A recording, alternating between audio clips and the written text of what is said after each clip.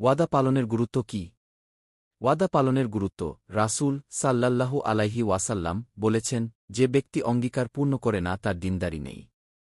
ওয়াদা পালন একটি মহৎ গুণ। ইসলামে ওয়াদা পালনের গুরুত্ব অপরিসীম।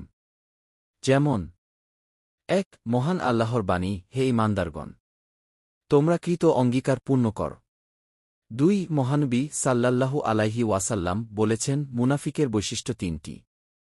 তন্মধ্যে একটি হল, যখন অঙ্গীকার করে তখন তা তঙ্গ করে। কাজেই অঙ্গীকার ভঙ্গ করা মুনাফিকের লক্ষণ।